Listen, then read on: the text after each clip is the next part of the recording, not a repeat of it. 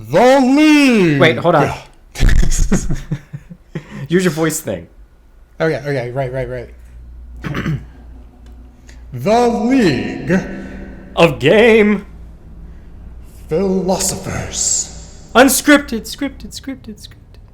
Unedited. Video game podcast. For you. Do enjoy.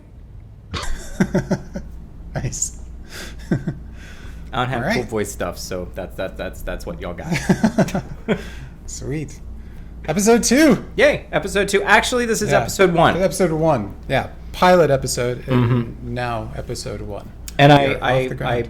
I forgot to tell you the title of the episode. You can nix this later, but I thought Fightn words would be good. Fighting You like words. I like it.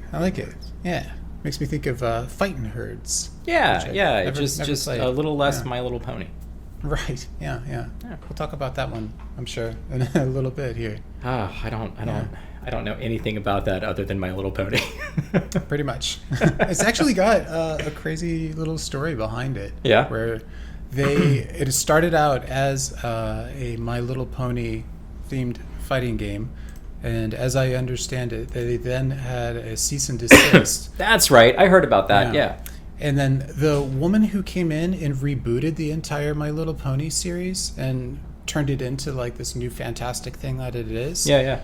She got on board with the game and helped them with their designs, and they were able to create these brand new designs that were totally influenced by her. Wow. So in a way, it's even more of a My Little Pony game by now becoming this like phoenixed spiritual sequel. Yeah. Yeah. That's cool. Yeah. Go, lady, My Little Pony designer. Yeah. That's yeah. awesome. Right. Have you ever met a brony? I probably have met a brony and didn't know it. We It sounds both like there should probably be a have song about that. I met a brony, didn't know it. I feel like we probably have some friends that are just secret bronies. Yeah, probably. That they haven't really come out as a brony yet. From what I hear, that new show is like just legit good, like really good writing and characters and stuff. One of the ponies say- is a 10th Doctor from Doctor Who reference. Really? Yeah, he's got I didn't like know a that. little time thing on his butt, and he like has the coloring of the 10th Doctor's coat and some other things. Huh. It's a whole homage to David Tennant, apparently. Cool. Oh, I did not know that. Yeah, I'm intrigued. I almost wanted to watch it as a Doctor Who fan, but I decided I didn't need ponies in my life. I don't want to Yeah. make time for ponies. Yeah, we got enough on our plate as it is. Exactly. Yeah. Speaking of plates, what have you been playing lately? Lately, still kicking with a shmup kick, Yeah. and been diving into Pro Gear. Just came out on that Capcom collection, which is pretty cool. All in all, I really like it. There's a couple of odd little things with that collection that are annoying. For instance, you have to put a coin in to like play the game, which is satisfying. It makes a little ka-chunk and you get a credit and everything. But you only get a coin by pressing R3. So you have to press in the thumbsticks. So if you're using an arcade stick, or like I'm using like the M30 Genesis style pad, then I have to actually take the Switch off the dock, give myself my 8 credits, and then put it back in order to play, which is a little funky. Yeah. And you can't remap any of the controls either. So again, using an arcade stick, you're just kind of stuck Wait, with you what can't got. remap the controls? Right? It's so strange because they got a lot of things right with the collection. There's a really neat little scoring system. They allow you to switch between the ROMs. The presentation's really nice. They have like multiple different cabinet kind of bezels that you can play on if you want. I've seen those, yeah. They're all just kind of for fun, but it is pretty neat to be able to like choose a big blue and specifically put it on that cabinet or something. They did a lot of cool things, and they even have like special scoring modes. They have like online ranking. They have little mini challenges and achievements set up. All sorts of ways to incentivize you to dig a little bit deeper into the game. But they forgot to have a mapping controls option. Right. Perhaps it'll get patched in. I don't feel like it will, though. Probably There's not, just no. the nature of these kind of collections. They don't usually get a whole lot of quick updates, but we'll see. It came with 8 games or so. all I've pretty much played is Pro Gear, though. That game is just so good. It is. It's so good. It's so neat to see what Cave did when they applied their style to a horizontal shmup. Mm-hmm. My favorite thing, the more and more I played, is how they apply gravity to the bullets that you're dodging. Uh-huh. There are so many shots that will cross the screen and then like drop on you. Yes. They'll have like kind of snowflake patterns to work through, or different things that have more of an arc to them. Mm-hmm. And it really emphasizes that there's like a height element that you're now playing with. Yeah. Because they could have just had your standard spread patterns and, directed shots. But instead they went out of their way to use the bullets and the patterns to emphasize the nature of the horizontal shooter, which I thought was really cool. I haven't played a whole lot of other horizontal shooters that I can think of that do that. It's definitely around, but yeah, can't stop playing that game though. The art direction is so good. The new little details in the animation come through every single time I play it. The sound effects, the pacing, the stages, all of it is super good. Still haven't hit that $2 finish yet. Get close though. I can get to the 8th boss, or the final boss, on 8 credits currently. And on still, which ROM set? On the Japanese ROM set. Okay. On just standard difficulty. Okay. And still figuring out the scoring system, like getting used to going back and forth. And I think that there's like a little hidden element in here that I haven't totally figured out. And I need to test it more, which is also part of the fun with these games for me, is I kind of put on my lab coat and start to really figure out, like, can I direct the bullets this way or that way, or run into something to make sure that it does or doesn't take damage? How can I cheese my way through certain things? And it very much becomes like a puzzle-solving game in a way. And the scoring system, I think, is built into that as well, which I love. I love scoring systems in particular that affect the gameplay instead of just being an extra way to rack up a score. Right, And what I'm noticing, I think this is the case, is that as you alternate shots in order to first collect the rings, and then, you can collect the gems, and there's this seesaw effect. When you're shooting your pilot shot, your free shot, anything that explodes will then, if it's overlapping a bullet, it'll create the rings, the medallions that you can pick up. Now, here's what's cool. I think that if you have a certain amount of rings, like say more than 500 or more than 1,000, it starts to change how the bullet explosions work when you do the hold shot, the gunner shot.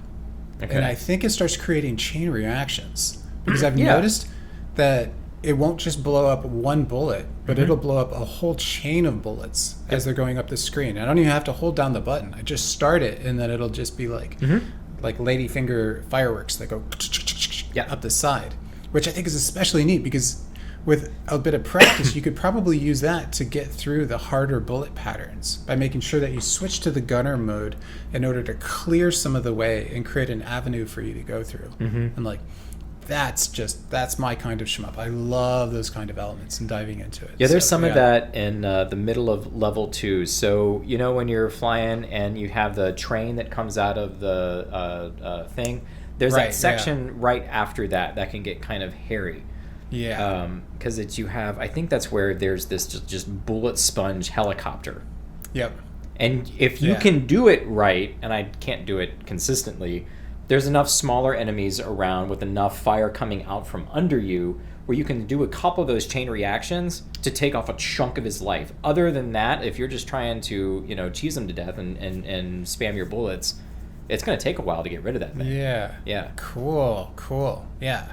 That's cool. And it's a new way for me to be thinking about the game as I slowly start chipping away at it. And I feel like that'll probably become especially important in the 4th stage, where that verticality becomes a big part. That stage, that is the slayer for me. I can stage 5 isn't as hard as 4. Stage 4 is so hard.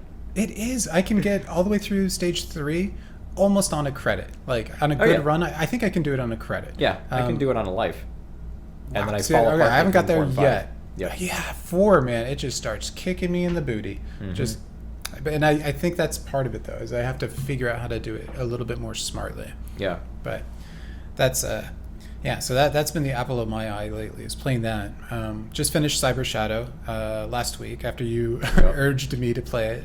I saw you playing it, and I had my eye on it, and I think it was maybe That was so good. second day you were playing it, maybe the third day, and you were just like, Chris, just buy it. It was the third Just day. buy it. Yeah. And like at this point, if you tell me to just buy something, I'm just like, all right, yep, I trust it. And sure enough, that was probably one of the best platformers that I've played all year. Yeah. Easily up there. One of my favorites by far. That's my Game of the Year contender right now. Mm. I mean, it's only March. Still a lot of good stuff coming out, like Resident Evil 8, you know. Yeah. I'm really looking forward to that. But yeah, right now it's definitely up there. I just enjoyed the heck out of it. Like I was telling you, I died so many lives because I just love the mechanics and I wanted to try to do all the cool stuff. Like once I got that air dash, I was like, what can I do with this air dash? I don't care how many times I die. I'm gonna not touch the ground through this entire chasm, or whatever it might be. I just had a great time just trying to put stuff together. Yeah, I think the first time that I realized that I could air dash left, right, and then like left again, I just felt like a tingle up my spine. There was this element of like, oh, this game just like elevated. I didn't realize that now, the world is my oyster. How can I apply this as I work my way through the stages? That was really satisfying once you got that cadence down. If you got to the second stage of the final boss, where he has that core that opens up and then closes. Yeah. And if you have full SP, you can do that like 5 times in a row, like when he opens up and he's gone. Oh. You can jump up and go. Realize that. It's crazy. Oh my gosh, I don't think I realized that. Is it taking SP every time you're doing the additional dash in the air? You can do a dash, but you do the powered up dash. We can go back and forth. That takes SP. And if you the save point right before the final boss, if you activate the little SP thing, you can have that on your back the whole time. You don't use any SP during the first stage. When you get to the second stage, you can just decimate them, and you don't need any SP for the third stage. Right. Cool. Man, I played beat the entire game and didn't know that. Yep. I have a feeling that game still has a lot of secrets unearthed. Like, you mentioned that there's probably a whole nother extra stage that maybe we didn't see. Yeah, when I was going back through the map, it looked like there was this either all of stage 7. I can't remember if I went through a stage 7, but there's like a whole chunk of the map that has a point where you can warp to, but then there's nothing there. And you look at the map and there's nothing there, and I'm like, whoa, how do I? What's this? How do I get there? Yeah. It makes me really curious too, because that game had such attention to detail for every single scene. There was just no place that didn't feel crafted in that game. Yeah. Like they were constantly thinking about what they were doing with the sound and the graphics, how they were handling the jumps, what the player was doing. They would create such cool little moments with just almost sometimes like the lack of details. Like sometimes all of a sudden the sound would cut out and you would just hear the footsteps. Things like that to create this kind of ambience. And for anybody who hasn't played it, it has like a very Ninja Gaiden feel to it. And Ninja Gaiden mixed with Mega Man X. Yeah, which is just a beautiful combination. It really is. I'd love to see more of that. It really is. It's great. Yeah. And it's a good game when it like reinvigorates your passions for a genre. Like I played that and immediately wanted to play more platformers. Right. Yeah, it just kind of lit a little torch, I've been playing a lot of platformers recently. I got that game Ristar on the Genesis. Right, I remember that. The little star guy. Was that was that Treasure that made that one? No, that was Sonic Team. Was it? Okay. Just a really late Genesis release. But it's really good. I've never taken the time to beat it, and I'm on the end of stage 4. I think is where I dropped off. And it's nice too because it's one of those games that has a level select, so I can kind of use that as a save state. Nice. So I can at least get through the game and be like, all right, is this worth mastering or whatever? Like I did with Rocket Knight. God, I love that game. Yeah. Rocket Knight and Revenge of Shinobi, like those two Genesis games. I was just talking to a buddy about Revenge of Shinobi earlier today. Man, it's just it's so good. Yeah, so good. That's one too that it seems it kind of got lost in history. They tried that reboot on the PS2, and I think, I mean, correct me if I'm wrong, I think that was the last Shinobi game.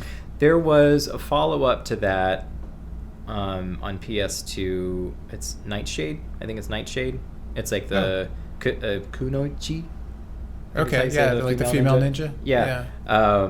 It's her story, and it's a follow-up to the PS2 Shinobi. And I think after that was it. There was a horrible GBA game that Sega licensed out that was awful. Yeah, since then it's just been re-releases of the old stuff. There hasn't been anything new in the series. Yeah. Not that I can think of.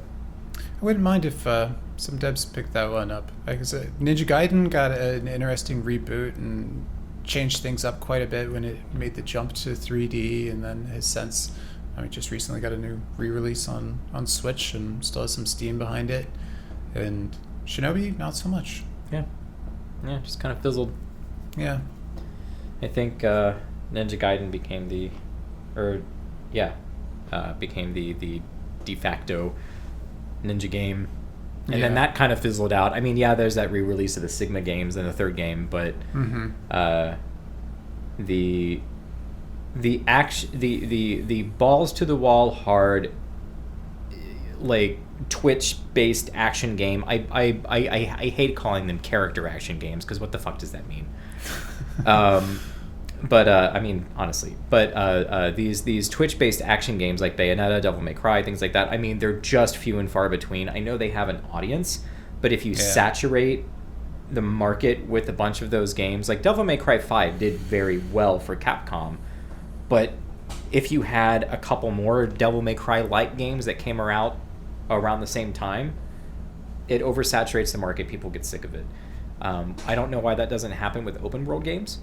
But that's a conundrum I've been trying to figure out for years. Is why can the market be saturated with open world games but can't be saturated with anything else, but the open world games will consistently sell?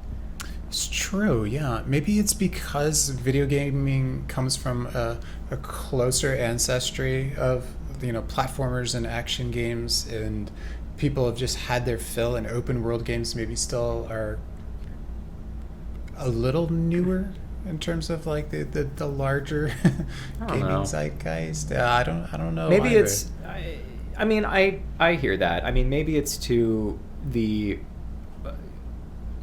They're so focus grouped, and they have so many various things to do that a bunch of different types of gamers can jump in and get somewhat of the experience that they want out of it. If you want to do all the side quests, you can. If you want to focus on just the action missions, you can. And you can still make it through the story mode by, not having to play through the entire game. So maybe it's that, just trying to appease everybody, and that actually does sell. I think it's boring, but it actually does sell. Yeah, that was my thought too. It's like, but at it's what not focused. Cost? Yeah. Right. Yeah. Like, I would much rather take a 15-hour experience where the gameplay is just razor sharp and honed than an engine and where the gameplay is just, like wet cardboard, but it's 80 hours of content. Like, if the bike I'm on is just ratchety, I'm not going to want to go anywhere. Yeah, and I somebody that follows me on Instagram made a post the other day about the Spider-Man Miles Morales on PS5. Yeah, and a lot of people like that one. It was great. His son was playing it, and he played through it and said he beat it in about 7.5, 8 hours. And his son was like, "Man, I wish there was more." And I just wrote a comment. I was like, that's interesting. That perspective says a lot about the younger people playing games right now. And that I really liked Miles Morales because it was an 8-hour adventure, maybe 10-hour adventure if you tried to do everything. But by the time I had spent 12 hours with Spider-Man, the first one, and I even did it again when I got my PS5, I played through 12 hours of it. I got to the exact same spot when I first played it in 2018, and I stopped again because I was like, I'm just done. There's too much stuff to do. I don't want to have to do any of this more, any more of this stuff. Like, I'm kind of done being Spider-Man. This is really cool. But there's too much game for me. So Miles Morales was the perfect length, and I felt like I got my $60 worth for sure. Yeah. Because yeah. I wanted that focused experience. I got high production values, and I got a really good engaging experience that let me get to the beginning to the end of a story in 8 hours. But I'm also a working adult with a million different interests and a million different games I'm always playing. So right. Yeah, time becomes a commodity. Right. Yeah. So I have a different value than a 13-year-old kid. Right. Yeah. There's so many games that I played that I wish would have ended at just 10 to 12 hours. Like God of War, Yeah. I had a good time for the first 10 hours, and then it was pretty much done. Yep. Most big AAA games that have come out in probably the last 5 years, I'm about a 10-hour guy on them, Yeah, same. If it takes me more than 10 hours, I typically won't finish the game. God, Final Fantasy 15 is the last long game that I can think of where I've played it through twice, and I put 35 hours into it on the PS4 when it came out, and on the PS version between an entirely full playthrough where I thought I did everything, and I certainly didn't, and a restart. I've probably put total about 150 hours into that game. Wow. Yeah. And I don't know why. It doesn't have the amazing review scores of something like Red Dead Redemption 2 or Grand Theft Auto or any Assassin's Creed, and I just bounce right off of those. Yep, those are all 10-hour games for me. Right, yeah. But something... You beat Final Fantasy 15. I did, yeah. I couldn't believe that, actually. So... yeah, I think it was because I was going through a breakup at the time. And a Final Fantasy game and a breakup are perfect. Especially when it's a game about close bro friends. Yes. Bros before hoes, the game. Seriously, I cannot tell you how perfect that game was for my little life spot. And I just threw myself right into it. I get done with work and I'm like, okay, goodbye world. Hello Noctis. Let's continue our journey, Yeah, I definitely had a great time with Noctis and crew. It's going to be a while before I think I play it through again. I fired it up on the new PC just to see what it was like on a RTX 3090. It is. Yeah. It's pretty. But unfortunately, I won't be diving back in just yet. Yeah. Hope the PC gets fixed soon. Yeah, me too. Because I just discovered F-Zero GX in 4K on the right. How was that? The fucking in 2003, the game had a 16:9 mode, native. So you just take a thing in the options. It's in full widescreen. It's in 4K. It is a blistering fast, 60 frames per second. It is like everything I've ever wanted to experience with that game, and I don't know why Nintendo doesn't touch the property. Whatever, Miyamoto has reasons, but it's something. It's like experiencing the game for the first time all over again, kind of like playing Metroid Prime at that high fidelity. Yeah, the games just hold up. The GameCube was an amazing piece of hardware.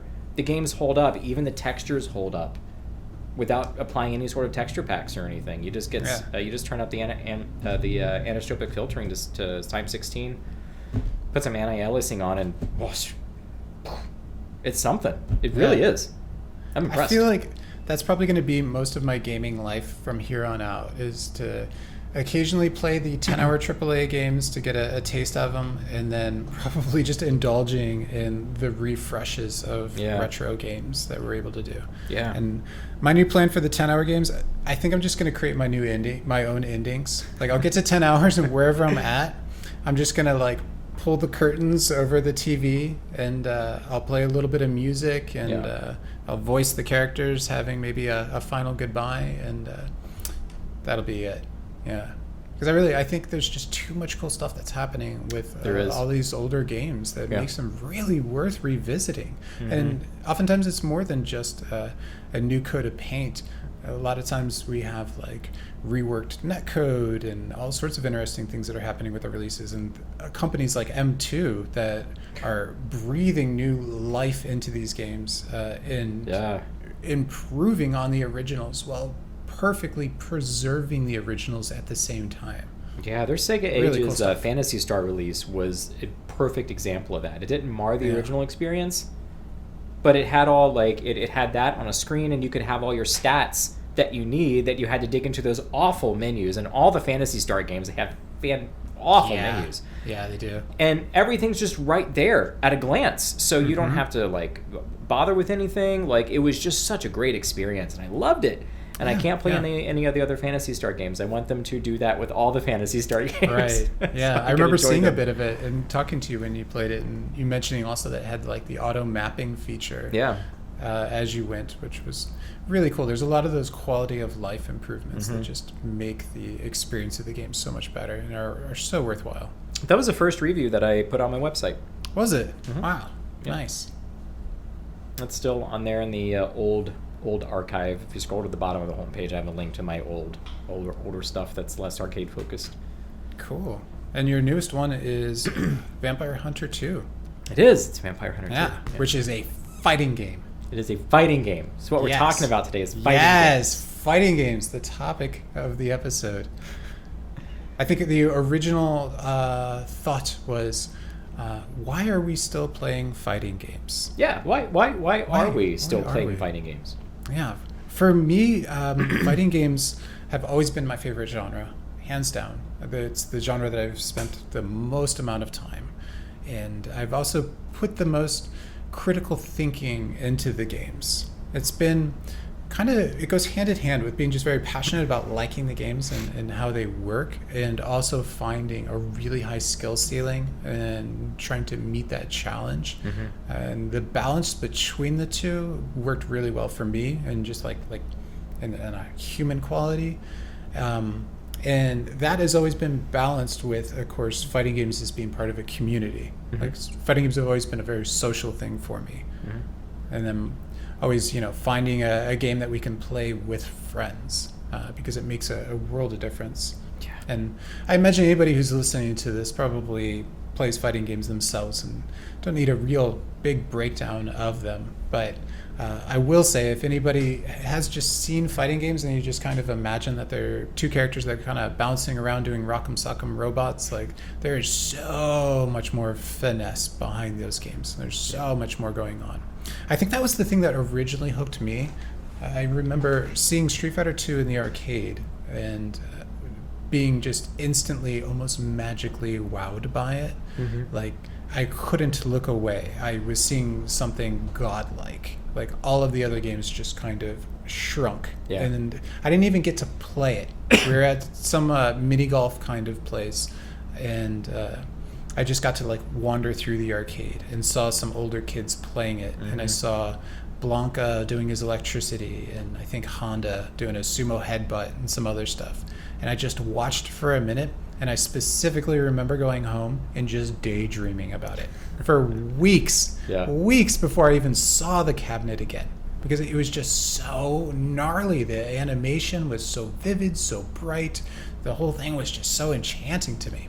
And at the time, my experience with video games was playing, old platformers and simple kind of games on the Atari through the NES, and then getting into some of the Genesis stuff. But at that time, Street Fighter 2 hadn't even made it to the home consoles.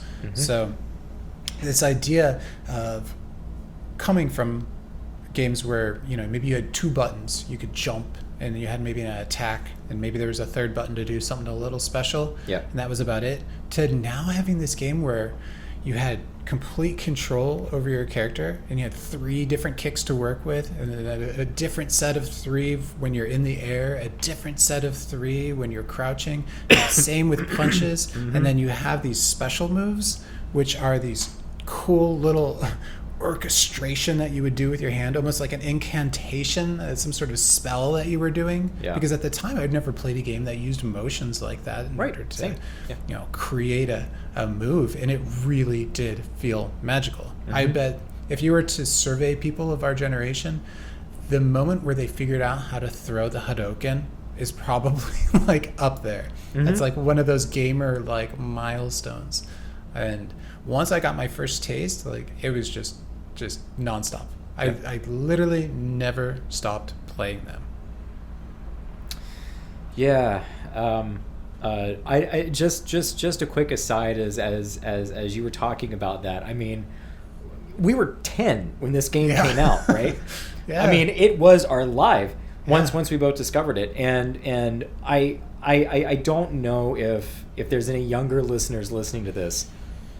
Just Street Fighter 2 was everywhere. There were Street Fighter 2 cabinets in barbershops. There were Street Fighter 2 cabinets in comic shops, places where there weren't arcade games. You had a Street Fighter 2 cabinet. I mean, these things were everywhere. You could not escape Street Fighter 2. Everyone knew what Street Fighter 2 was. It wasn't just, a obscure community of fighting game people. Like, that is what it eventually turned into.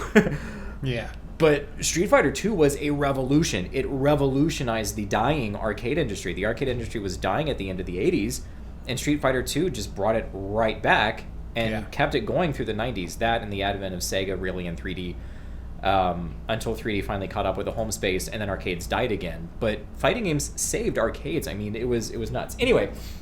Yeah. Everything you said, I mean, that's definitely why I still play fighting games, why I've always played fighting games. But I have a really funny story about when I first discovered Street Fighter 2. Oh, I'd love to hear it. So, the same Aladdin's Castle that we met at that X-Men vs. Street Fighter, like, huge projection screen. Yeah.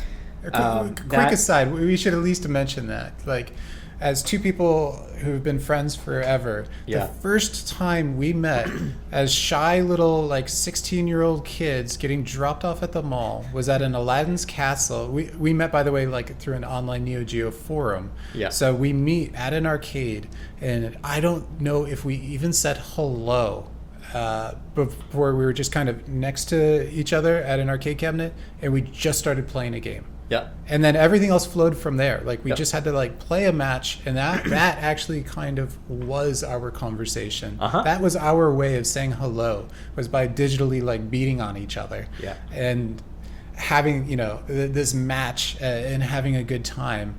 And then everything else flowed from there. Yep. Yeah. Yeah. Anyway, go on. That's one of my very favorite memories. Me too. One of my very favorite memories. So anyway, at that exact same Aladdin's Castle, right? My parents would drop me off there. They would go shopping. My dad would give me $10 sometimes if we had money. We didn't always have money, but if we had money, sometimes he would give me $10. I would just put it in the machine, and it would be gone in an hour, like $10 worth of tokens. And I remember one day I had walked in and I had gotten addicted to Magic Sword, which, by the way, people, I have my own Magic Sword cab, and it's awesome. But I had gotten addicted to that old Capcom platform, Magic Sword, and I was in the back of the arcade playing that. And I remember walking past this cabinet with a bunch of, like, teenagers standing around it. Like, you're not going to go into teenager land. Yeah, it's kind of intimidating. Right, yeah. So I'm standing there playing Magic Sword, and I heard what I thought was a woman screaming in the background, going, "Help me! Help me!" And it was Ryu throwing a Hadouken. And so I was like, what is making this awful noise? And so I walked up to the cab, and I could see through, this throng of teenagers standing around it.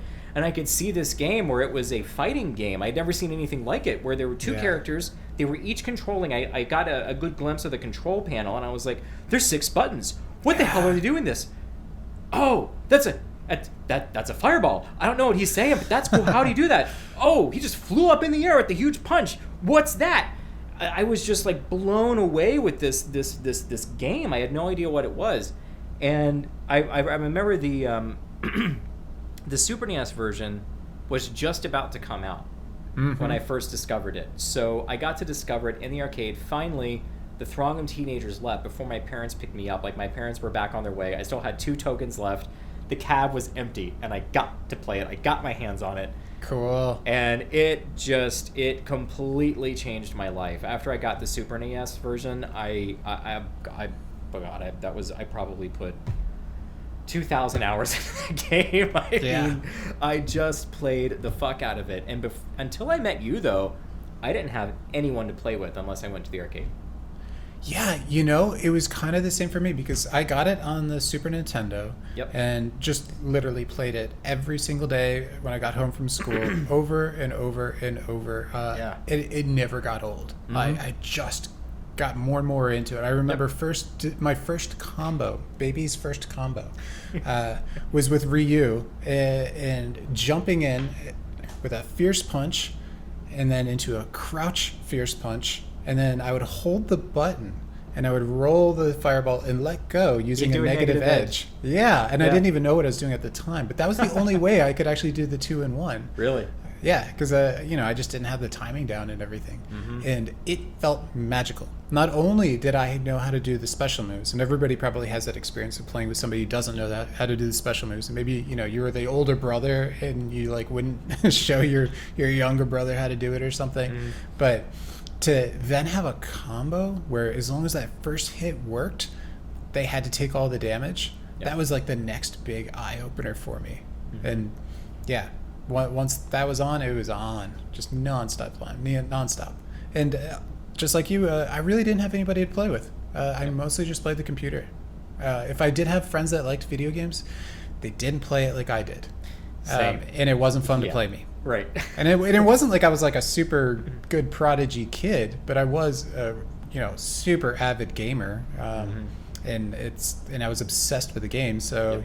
If you weren't as well, it probably wasn't too fun for either of us. But yeah, most of my friends would just go back to playing, NHL or whatever else they were into. Yep. Yeah, I had some friends that played some like Mario and platformers and stuff still. Yeah. But when I introduced Street Fighter to them, they wanted nothing to do with it. Probably because they played me and I decimated them. Yeah. And fighting games are still struggling with that and how to onboard players as safely as possible to not scare them away, because they really are hard games to play. Yeah, and I think, with us growing up with the advent of Street Fighter 2, we were that age where it was the new thing. The concept of the fighting game, there were some other fighting games before that, whatever. But the concept of the fighting game, the modern fighting game, started with Street Fighter 2. It was the new big thing. So everyone was playing it, or at least trying it. And it's not like it was today, and that's something that I constantly keep in mind with my current fervent love of fighting games through the last literally 30 years now. Oh,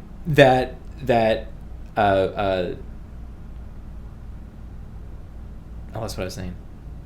Like that, we grew up with it. Yeah. For us, we were born into the breed, but newer gamers maybe aren't so much. Yeah, exactly. Because it's the new thing, it was easy for people to assimilate to it and play it. And even people that dropped off after they got done with Street Fighter 2 and didn't really play anything else other than Mortal Kombat every once in a while because they wanted to see someone's spleen ripped out. Yeah. You definitely had a core of people that played the more technical games. I'm not saying Mortal Kombat isn't technical, so people listening and typing in the comments, put your pitchforks down. Yeah. I'm not a personal fan of Mortal Kombat, but I get it has its fans, and I get why. It's fine. At the same time, you definitely saw the more casual crowd, I think, gravitate towards like Mortal Kombat games. Maybe even some of Killer Instinct, but man, I loved Killer Instinct. Totally. But you had a definite, very hardcore crowd, especially in Asia and South America, around these 2D fighting games by Capcom and SNK. And man, when I discovered Fatal Fury, my love of Street Fighter dwindled when I discovered Terry Bogard. Yeah, that was the thing, is I don't think we realized how vanilla some of the character designs in Street Fighter were at the time. Yeah. Because at the time, they were really cool. We hadn't seen much of that. But SNK came around and essentially was like, yeah, that's cool, but let us show you something really cool. Yeah, it was edgier, look at these darker characters. Yeah. So we're playing in the arcades the first time that you really got to play fighting games like head-to-head. It was the only time, really got to experience how these games are meant to be played. Yep. Yeah, and I think as I look forward at adult me, I'm kind of surprised that I never got involved in the local scene more. I mean, one, my schedule didn't, as a retail manager for so long, didn't really adhere to that. College was, we won't talk about college on this podcast, but college was a very, very busy time for me. I often had a full schedule of classes plus 2 jobs plus whatever religious thing that I was in at the time. That took up all of my time. Like, I didn't play a whole lot of fighting games in college. And by the time I started working, I just didn't want to make the time for it. That said, I mean, when Street Fighter 4 came out, that's when I really jumped back into fighting games. Because I played them all through the 90s, all through early college, and I dropped off. And then when Street Fighter 4 came out in 2009, February 2009, I'll never forget you coming over to my apartment. And, oh man, it was just... the floodgates opened up. I wanted nothing to do but play Street Fighter 4 forever. And I put thousands of hours into that game. I got really good at that game. Yeah. And I just remember wanting that community, but I got a lot of that satisfaction playing online, which was a new thing then. So that was cool. And I went to the local community a couple times, but again, just time to get there because it was so far away from where I lived. It took like 50 minutes to get out to Fairfield from Amelia. I just didn't have the flexibility. And I feel like I missed out on a lot. I would still like to be more involved in the fighting game community, not as a competitive player. I'll never play enough to be a competitive player. I have entirely too many interests in video games and things like that. To dedicate that amount of time to really compete in any one game. Yeah. But I'm a good player, and I like to play. And you give me a few matches with even a high-level player, and I can usually curtail my normals and my game strategy enough after a few matches in order to give a solid challenge just because I have 30 years of consistent experience, Oh, yeah. I can't think of a single game that you haven't been able to hang in. And we've played so many games throughout the years because I would say that you and I were probably each other's like kind of primary rivals, competitors, friends, like every new game that came out, whether it be a virtual fighter or an SNK game or Capcom game or you name it. I mean, we just devoured fighting games. Anything that came out over a period of 20 years, we probably played and probably really played it. And when I lived in Cincinnati with you, it was pretty much us, and we had a couple other friends like Alex and Mao that we ran into, and we would have little group meetups and stuff, and would play, which was pretty cool. But I was actually quite the same, in Cincinnati. There wasn't a big community that I was involved with, and online playing really wasn't viable until right around Street Fighter 4 or so. So it's kind of the same boat. And for me, after I moved to Austin, that was kind of a game changer for me. And it worked in two ways. One, I kind of thought I was hot shit because I was mostly just playing, 4 or 5 people. And I felt pretty good about that. And it was the first time that I played up against like real tournament competitors that were, planning on going to EVO, had been to EVO for the past 3 years. And they all got together at this arcade UFO, which is a pretty famous little arcade here in Austin. And it's the kind of place that is a dingy little hole, but just filled with candy cabs. And they're all head-to-head. It's basically a fighting game pit. And it's great. It is. It's really, really cool. And I did meet a lot of cool people. That was kind of my introduction into an actual fighting game, like just more open social kind of community. But it was also the first time that I really got my ass kicked too. And that's quite the feeling, man. Like to get checked like that, where it's kind of a mix where you suddenly find out that the ceiling is actually quite a bit higher than you realized. And you also have to come to terms with getting beat really bad and not having solutions, and kind of having to lick your wounds and go back and make sure that you're still into the game. And this is a part of why I like the fighting games so much, is you don't have that kind of experience with non-competitive games where you get beat really bad and you have that feeling, that internal part of you that just wants to be a wuss and be like, screw this game, it sucks. That scrub mentality that everybody's kind of guilty of. And you kind of have to talk yourself out of it. You have to be like, no, these games are good. I just got my ass kicked. Like, this is a good thing. There are lessons here.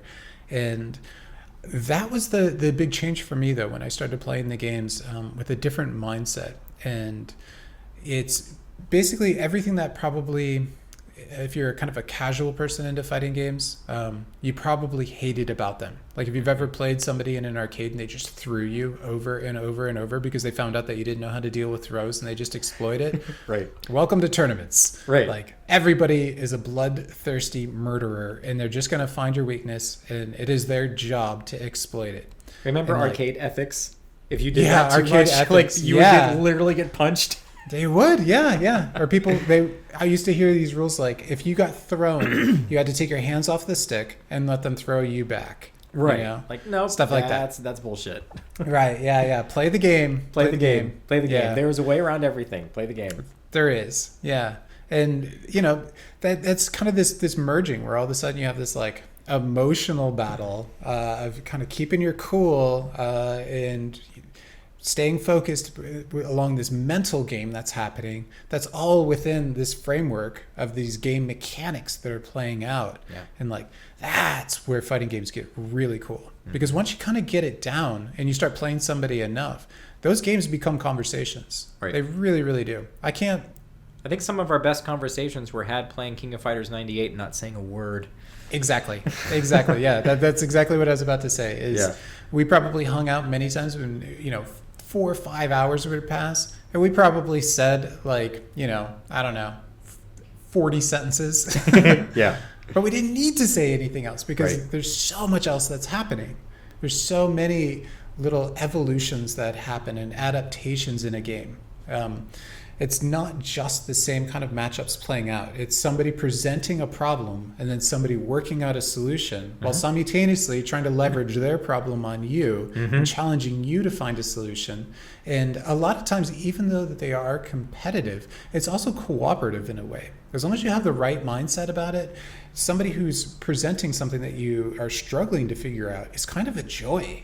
Yeah. It's almost like it's a funny analogy, but it's like somebody adding more to your game. It's like the original DLC was somebody coming up with some tactics yeah. that you couldn't I figure get out. that. All of a sudden, now you're like, ooh, how do I use my tools differently? How do I negate their pressure and so forth?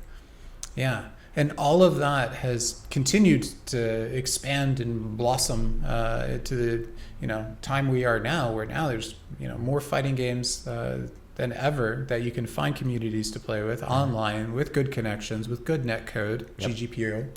Yeah, thank you. Yeah, it's so much opportunities just to dive in. Mm-hmm. Yeah, I love that about games right now, especially like looking in the broader fighting game community. I pay attention to it quite a bit, and I enjoy how the classic games are still played. They might not be the ones that are the headliners at Evo, except for fucking Smash Melee. Yeah. Not even going to go there. Yeah. But sorry, Smash lovers. I just cannot wrap my head around that game.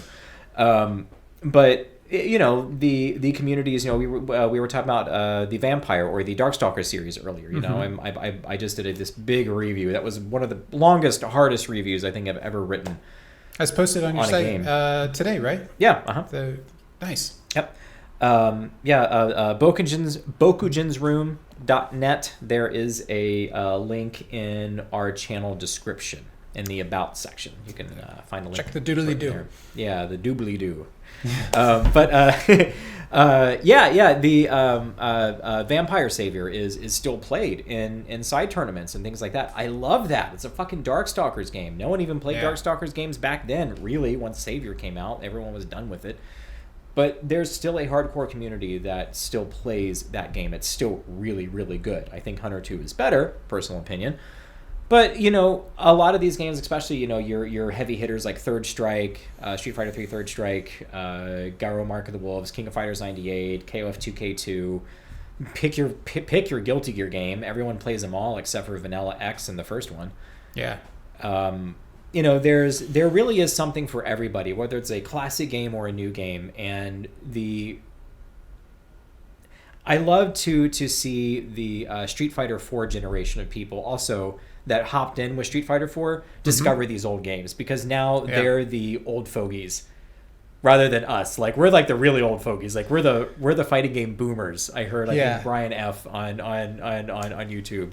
said. I thought that was tracks. hysterical. I'm like, damn, I'm a fighting game boomer. But I'm Because not that fighting game boomer that tries to convince people that my arcade experience was better than their online experience. Right. I'm not that guy. Yeah. Because Street Fighter 4, they call them, that's the 09er, is that right? Yeah. Yeah, the 09ers. The 09ers. You always see that. We are the, 92ers? 91ers. 91ers? 91ers. Yeah. You don't see that typed anywhere. No, we are the FGC boomers. Yeah, we sure are. But I mean, I love that because I have grown up playing these games from their inception, and even though I don't play competitively, I'm not really a very competitive person by nature either. Mm-hmm. But you were talking about the mechanics, and it's the mechanics of fighting games that grab me. Like, I have this character, and I have to think the character looks cool to connect with it on an emotional level. Mm-hmm. But then I have got this character and their bucket of mechanics. Yeah. And I'm thrown in situations that are different every time, whether I'm playing the AI, whether I'm playing a live person online or in person. Every single match is different. I don't like roguelikes, which is funny because I love fighting games, and fighting games are like the ultimate roguelike. Yeah, I hadn't thought about that. Yeah. But just having this cool bag of mechanics that I get to use and I get to figure out and I get to put my own spin on, and I think that's why it's, especially in my how I play modern fighting games, is I don't watch a lot of videos and things like that. Not because I don't want to learn or I'm not open to learning. But one, I'm not competitive, so I'm not ever really going to play super serious enough to, get every single option select for my character down. Yeah. I'm not going to put the time into the game to do that. At the same time, if there is a particularly tricky matchup that I'm against or something like that, I'll get some pointers. But I like being able to put my own unique spin on the characters. And if I watch too many videos, if you're playing Guile and Street Fighter 4 Arcade Edition 2012, you need to be doing this. This is how you win. And then the prescription. Right. And then you start to see everyone play these characters the same way. And I'm like, I don't really want to watch that. Like, I know I can learn a lot from that, but I resist it because I'm like, but I don't want to do exactly that. Like, I want to surprise and delight my opponents. Yeah. So where's that balance, Yeah, that's really interesting because I'm a little guilty of that in that the more tournaments that I went to, I started getting kind of like a do or die mentality. Like, these techniques and tactics must work, and if they don't work, there's no point in doing them. But that's really it's kind of a brick wall of a mentality. Yes, it will get you to a certain point, but like you were saying earlier, a character themselves is like this bag of mechanics. And I really think it's beneficial to almost treat it like, you're the puppeteer and this is your marionette, and you should fall in love with your puppet a bit. Yeah. And you should get to know every single angle. And in order to do that, just like, figuring out how to be a human being and how to operate this body, it means you need to be a little playful in order to find that creativity, in order to actually explore your potential. If you just go and you simply do things, lockstep with what is prescribed in some video or what you've seen elsewhere, or even what you just believe is possible, you're going to be severely limited. And I think part of that is due to the nature of fighting games, and that people think that they're just there to win. That's the obvious goal, is to win. But when I think back of like some of our King of Fighters 98 matches, especially after we played it so much, I honestly don't think we were really even caring one bit whether we won or not. We were just creating awesome scenarios and playing them out. I can remember so many times where, you would do a super or something, and maybe the smart thing would do is just block and punish. But no, you know what else I can do? I can try to, roll through that and counter with a super, or maybe I throw my super at the same time, or maybe I can do a super jump here, or maybe I'm going to do something really crazy and, run up into a backdash and try to bait something. And it becomes much more of this kind of creative expression. It becomes like this like, little violent dance that you're both doing. And when you have somebody Dance who's, Posh. Yeah. Gosh, I love that. Yeah, when you have somebody else who's into playing creative like that and isn't so concerned with just absolutely winning all the time, you do get that. You get these matches. What is it? The dance apache? That's the French thing, right? Yeah. You're right, where you would have kind of like the domestic violence in a dance. Yeah, like the pimp prostitute kind of thing, but it was all kind of put to dance. It becomes much more like that, where all of a sudden the sum of the parts become greater, and that we're now kind of creating this funky craziness. And what ends up happening is there's way more moments where we're playing and we go, oh shit, and we're like laughing our asses off and really just enjoying it. We captured one I put on Instagram. Oh, right. Ago. Yeah. Playing King of Fighters 98. There you go. Yep. Yeah, perfect. You're like, oh, shit, no. That for me, more than anything, even though I'm a bit more on the competitive side, and I really do like lapping stuff, figuring it out, and I like the challenge of it. Mm-hmm. That is at the heart of what keeps me playing fighting games, and why I'm still playing fighting games to this day. Yep. If that ever dries up, that's probably the day I'll move on. Mm-hmm. But thankfully, the way fighting games are, as long as you got a good friend and the mechanics are good, the world's your oyster. You can get as much as you want out of it. Yeah, definitely. One of the things. We were talking about mechanics, and something that I've been pondering recently, as I know we wanted to talk about mechanics and graphics, animation, and things like that. And I have a lot to say, and I know we don't have a ton more time because we could probably talk about this for 5 hours. Yeah. But one of the things that has interested me by interacting with my followers and people that I've met on Instagram is that, for fighting games, because I've been playing them, even if not, hardcore competitively to really compete, I've always had some sort of competition, right? Mm-hmm. And I've always enjoyed mechanics in fighting games. There are things that I really enjoy about the graphics and the setting. That's one big reason. I think we'll have to talk about this later, but why I love SNK so much. I love Capcom, but man, something about classic SNK just hit me in the feels and never let go. And a big thing of that is the worlds, the stories, and the characters that SNK created. Mm-hmm. Whereas Capcom, it was really all about the mechanics, and I found a cool character that I liked that has cool mechanics. But with SNK games, it was much more of an emotional connection with these characters and their stories and why they were fighting and things like that, that I would gravitate towards character archetypes that I typically don't gravitate towards, just because I had an emotional thing for the character. That's interesting, yeah. Yeah, and interacting with people on Instagram, there are a lot of great, awesome peeps that I've met that are not at all interested in the mechanics of fighting games.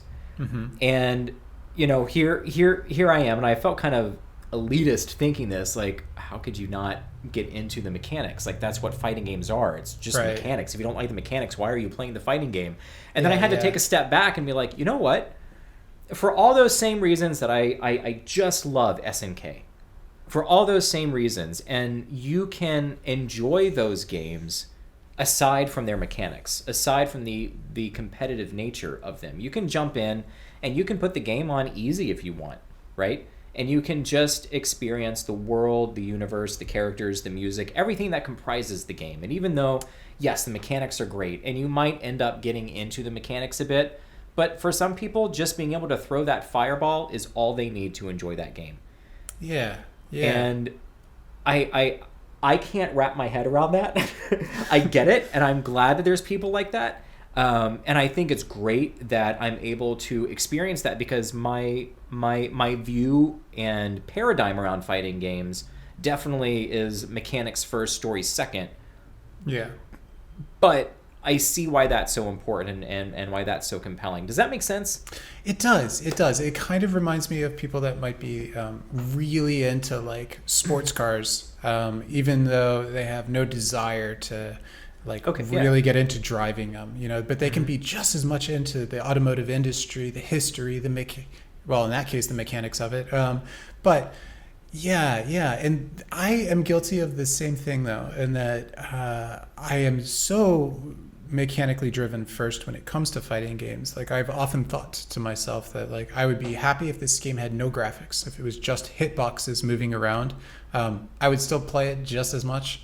I appreciate the graphics, but like that's how much I just really value the gameplay.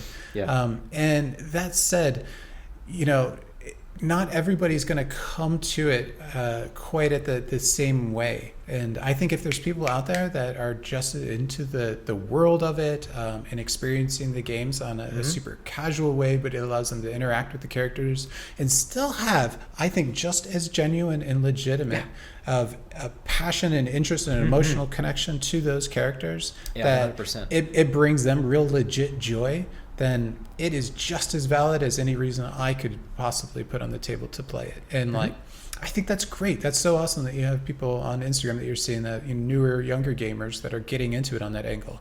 And who knows? Maybe they'll come around and eventually they'll find somebody that they start playing with, and before they know it, they're actually getting deeper and deeper into the mechanics, and they might not even realize it. Yeah, it's been really great interacting with a lot of those people, and there are some definite hardcore fighting game fans that play hardcore, probably more hardcore than I do. I don't know if I would consider myself really hardcore anymore, but I play. I still think you are. I play fighting games every single day, every single day of my life. My God, I have 67 Neo Geo games, and a good chunk of those. Actually, believe it or not, I have less fighting games than other genre types on Neo Geo. Oh, really? Yeah. Wow. Yeah. That is interesting. Not by much. Yeah. It's about a complete split down the middle. But I actually have more non-fighting games on my Neo Geo now. Interesting. Yeah. Look at you, changing and evolving. I know, right? There's a lot of good Neo Geo stuff. We'll have to do an episode about that. There's a lot of cool stuff that I've discovered, like Neo Drift Out, that weird isometric racer by Visco that came out. And all sorts of stuff that I missed in the 90s because I was so focused on those fighting games. Right. I'm not sad about that, and it's really cool that I get to discover these as an adult too, because I have a different appreciation for them. Yeah. I think we'll have to save those though. We're almost at an hour here, my friend. I know. Yeah, I think that's a pretty good note though to be coming in on. I especially like the thinking about other people approaching these games from those other angles, and where their journey is going. Because it kind of brings us back to where we started, which was that initial question of like, why are we still playing these games? And I think there you have it. At the heart of it, it really comes down to just this love and passion for a really unique genre that is more than just its individual pieces. It allows you to be this creative orchestrator within it. And you get to do that, and you get to share that with somebody else, which is just really fantastic, absolutely fantastic. And as long as that's possible, I'll be doing it until I'm an old man. Till the day I die, I certainly hope so. I will say, one good bid for classic SNK is that their characters and their universe were so compelling because the games came out rapid fire. Yeah. You had 8 Fatal Fury games in as many years. Do you know what I mean? Like, yeah, that's wild to think. Yeah, that's true. Between 1991 and 1994, there were 5 versions of Street Fighter 2. 5 non-bootleg versions of Street Fighter 2. Yeah. So these companies had to build some sort of game world and reason for this rapid fire games. So SNK did such a good job of creating a cohesive universe, kind of like the MCU, or something like that. But it was all SNK characters over hundreds of years in this timeline, and it was really, really cool to be able to get immersed in that. And I think, thinking about getting more people interested in fighting games nowadays that are from that more casual audience. And that was kind of my problem with Street Fighter V was, it came out and it was like, all right, fight people. Okay, yes, that's what fighting games are about. But at the same time, that's not what fighting games are about for everybody. Right. And my Instagram community has really taught me that in a really compelling way. And a lot of these people are really into just the SNK fighting games because of the characters, because of the universe. And so what would happen if, say, within 3 years, rather than seeing just a season, all these different seasons, you actually saw a developer take the big financial risk. I know why they don't do this, but take the big financial risk and create a full-on sequel that, moves the story forward, keeps things interesting, and introduces enough interesting characters where, yes, the mechanics and the fighting and the netcode should come first, but it still has more than just a story mode. Like Mortal Kombat 10 and 11 story modes are really cool, but they're story modes, and you didn't have story modes like that back in the day, but you still had characters and universes that were compelling enough that pulled you through the fighting. Does that make sense? You didn't have to have the separation there, and somehow classic SNK got that cadence down of meshing the two together while never stopping the focus on the fighting. Right. Yeah. And I don't know how modern developers can do that. And I don't know if we'll ever actually see that again, because it was just kind of a perfect storm where the people were buying the games, people were interested in the games, and they had enough fire behind them to keep pushing them out, and they had the right creative talents to keep moving the whole universe forward and to keep creating characters and storylines and whatnot. But they were also limited by the technology where they couldn't create these very fleshed out dramatic story modes that like you might see in some of the more modern ones attempting. And it created something, in my opinion, that was very uniquely charming. I think the arcade mode storylines for that era of fighting games is kind of special. And there's probably a lot of nostalgia there talking as well. Playing through the KOF games and trying to get the right teams together to see different endings to, turn another page on the universe was really, really cool. Super satisfying doing all that. Well, man, I think we're just about out of time. Yep. That's sad. This is a fun one. This was. Maybe we should make this a part 1, because I feel like there's a lot more we have to say, because there's a lot that we didn't get to on our list. Let's be honest. This is probably going to end up being about 67 parts. So let's keep revisiting it as we go, because I think there's just lots of good discussion to be had here. Yep, for sure. All right, cool. Well, everybody, thanks for watching. Thanks for joining us, or listening if you decided not to watch, because we're just two white guys sitting here talking about shit. Not a lot to look at, but hopefully a lot of good stuff to listen to. So, thank you for listening. All right, till next cheers, time, everyone. All right, cheers.